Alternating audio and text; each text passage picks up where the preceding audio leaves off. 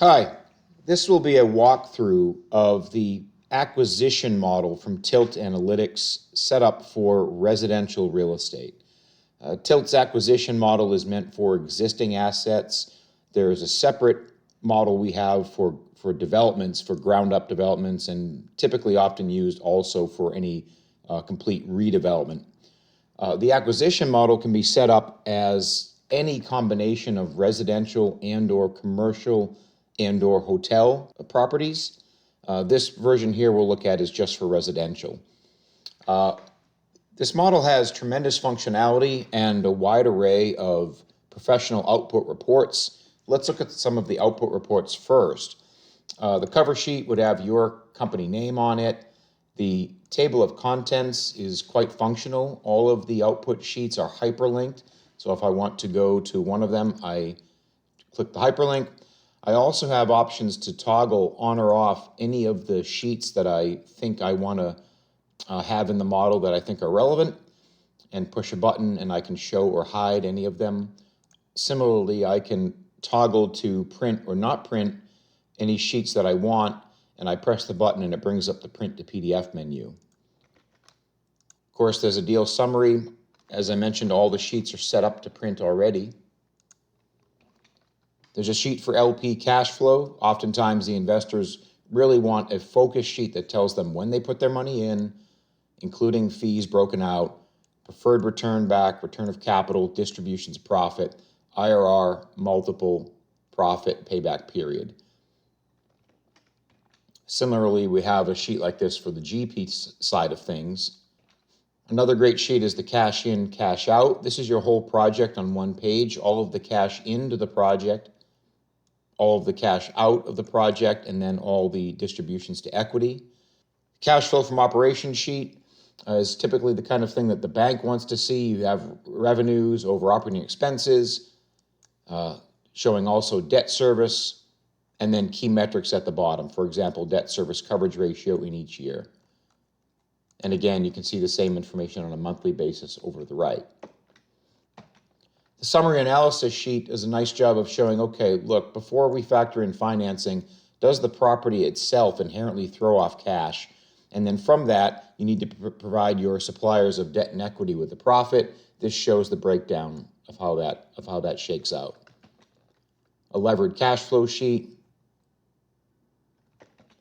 Return breakdown showing LP side by side with GP, with each tier in the waterfall with payouts. Residential P&L, of course. And you'll notice that the model has a lot more capacity for unit types than the 8 of them shown here. But I will show you later how we get all the sheets to auto-prepare and show only rows that are relevant to your model. There's a renovation return sheet. So in this example, I chose to renovate 3 of the unit types. And the model then looks at, okay, well, what was the increase in rents due to the renovations that you assumed? And then also looks at the increase in the valuation as a result of that delta. And so the model will show basically returns on your renovation expenses. Sensitivity tables, a nice array all on one page of several what-if scenarios. So what if your exit valuation is different than what you think it's going to be? For each of these tables, you have key metrics across the top, project IRR, LP IRR, and so on. The center row is what was assumed in the input sheet. And then from there you can input an increment of change. And the 2 at the top are an increase of 2.5% and then 5% in this example. And the bottom 2 are, well, what if your exit valuation is 2.5% less than what you think it's going to be, or 5% less than what you think it's going to be? And you can change this increment of change to be whatever you like for larger or smaller gaps. There's also, what if your purchase price on the asset is different than what you think? What if the change in revenues is different? This is often the largest factor because it also has trickle-down effects on your exit value. What if your interest rate on your acquisition loan is different? There's a debt amortization sheet, interest payments, principal payments, balloon payments, the acquisition loan, the refinance, some key metrics over here. There's also a what-if scenario sheet showing what if you sold the property in any given year. And this can be very useful because oftentimes the longer you hold the project, the lower the IRR but the higher the multiple. And so a lot of your investors often have a preference between these two. You could potentially tailor your presentation based upon the preferences of your investor. So after that, I'll skip some of the other output reports for now. And if we just look at a couple of the charts quickly, there's a chart summary page, just showing a variety of metrics for sort of a chart dashboard. A break-even chart shows your cumulative spend on the project, and then compared to cumulative returns on the project, here's your operating NOI and your exit. Nice LP cash flow chart showing their money in and then getting returns and then a payout. So now let's look at the assumptions page or the inputs page. All of your inputs are on a single page. All of the input sections are categorized at the top with headings. And all of the headings are hyperlinked in the bar over here to the left. So if I have already input a project and I just want to change, say, the acquisition loan interest rate, I can hyperlink over to the acquisition loan, change the interest rate, and I'm done. But if I'm doing a new project, I'll start at the left and move to the right. So in this example here, we will say, okay, well, the name of the project, hypothetical project, it will start in October of 2025, purchase price $10 million. If the going in NOI is $500,000, your going in cap rate is 5%. Some closing costs on the acquisition. Let's say we have 8 unit types, 4 of them market, 4 of them affordable. These are just category headings I can input, and you see that the cells are blue, so I can name them whatever I like. The blue cells are your inputs. I hypothetically put in some studios, 1 beds, and so on, some units of each, average square foot per unit. I can then look at renovating my different unit types. I can renovate each unit type separately, and I can renovate in batches. So for example, I could say renovate 5 units in batch 1, renovate 5 units in batch 2, and so on. I also have 3 different ways to communicate to the model what my assumptions are as far as the impact on rent revenues during the renovation. So I could say the units are vacant, in which case there's no tenant, no revenue. I could say there's no vacancy. And I can also do rolling turnover. So in this example, I'm renovating 10 units. I'm saying it takes 5 months to do them all. So that's 2 units a month. So the rolling turnover in the first month would have 2 units down with no rent, 8 units paying pre-reno rent rates. And then in month 2, you'd have 2 units down paying no rent, the prior 2 units paying post-renovation rents, and then 6 units paying pre-reno rents, and so on.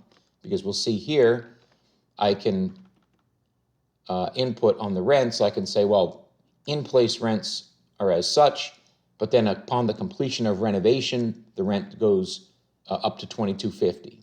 And the model understands that we're only renovating these units. That's why there's only dates for those. Also on the renovation, we can input our expenses based on line item. So for example, if I have a roof, well, that's a common area not tied to a unit type. And let's say I'm doing carpet for each of the unit types, market, studio, 1 bed, 2 bed, and then say cabinets. So maybe I want to do 10 grand in cabinets for the market, for the studios. I can also change rents just on arbitrary dates for just regular rent step-ups, not tied to renovation. Can have separate rent inflation in each year. And I can also have other revenues. So for example, we may have a pet fee, and I can say, well, I'm going to use the method to input percent of units. In this example, 20% of the units will do a pet fee, increases the rent $700 a year, and we're going to inflate that at 3%. Input our vacancy concessions, bad debt, separately in each year. Operating expenses, you can line item several of them. I have different forecast methods from a drop-down toggle to make inputting easy for your projections. So for example, I can say dollars per year, dollars per unit per year, dollars per square foot per year, percent of effective gross income, or percent of potential rents. You can also do property tax separately if you want to. You don't have to do it here. This is for when your property tax might change from year to year in non-linear ways with step-ups and so on. On your input sheet, there's a variety of sort of reference tables along the way so you can see how your inputs are translating into results. On our exit, we say we're selling on an exit date, say 2030 December. I'm going to use a cap rate on NOI method. There's also, I could just directly input the dollar input if I chose to. I can choose forward 12-month, trailing 12-month, input my cap rate 5%. That's a 20 times earnings. Valuation 16.4. After closing costs, net proceeds 15.9. Paying down debt of $5.5 million at that time is the outstanding debt balance. If we now look at the financing section in the model, the acquisition loan, I can say, it's going to be 60% of the acquisition cost. You can also have it choose to lend toward renovations if you like. You can say 25-year RAM, 6 months interest only, 7% interest rate, origination fee 1%. Here's an amortization table. You can do mezz debt as inputs for grants that don't need to get paid back. On my equity capital contributions, I can input these a variety of ways. I can say, well, maybe the GP already put in $500,000 and that's all they're going to put in, so I could use that method. But I'm just going to say I want to input percent from the LP. I'm going to say 90%. And so therefore, the remaining 10% comes from the GP side. The model tells you what your equity need is based upon all your other inputs so far. So you don't input the equity. The model calculates it based on what you've told the model. I can also treat equity as to be brought in when the project needs it as drawn down, or I could account for IRRs and so on, assuming the LP money is brought in completely up front. The model is also very smart in how it handles cash. It will hold a reserve rather than pay out to equity. If it looks ahead and sees there's going to be an equity need in the future, it won't distribute all the cash now and then do a capital call later. It'll distribute what it can now and hold on to enough cash to cover what it needs later for equity. There's a whole section for a variety of GP fees, acquisition fee, management fee, and so on. Various uses and sources, at the closing table, but also up and through the end of your renovations if you like. And then we just get into the telling the model what's our profit sharing going to be between the LP and the GP side. So maybe there's a 6% preferred return to the LP. Return of capital is going to be pari passu, LP, GP simultaneous payback, or I could say the LP gets paid back their capital first. We could do a variety of different methods. I could say, it's just going to be fixed splits, maybe 70-30 between LP and GP. No, I want to do a waterfall. Toggle to my waterfall. I can do a 5-tier waterfall here. Right next to it, you can see a breakdown of the LP and the GP sides getting paid respectively. And then beyond that, I can even go to the level of individuals, 6 different individuals on the LP team or 3 different individuals on the GP side. And I could say, well, the GPs did a lot of legwork in finding the property and so on. We're going to do $100,000 recognition for non-cash equity, but we're going to treat it like cash. And we can also break out share of GP fees and so on to the individuals in the GP side. But once you've come this far, you've input all that you need to in the model. And then once I'm done with the inputs, I'll control home, come back to the beginning, and I can press this button here, which will go through all of the output sheets and hide the rows and columns that only have 0 data so that all the sheets are tightened up for you and you have a tighter presentation. So I'm happy to discuss further. Feel free to reach out and set up a time to talk about the model or any projects you're working on. And thanks for watching.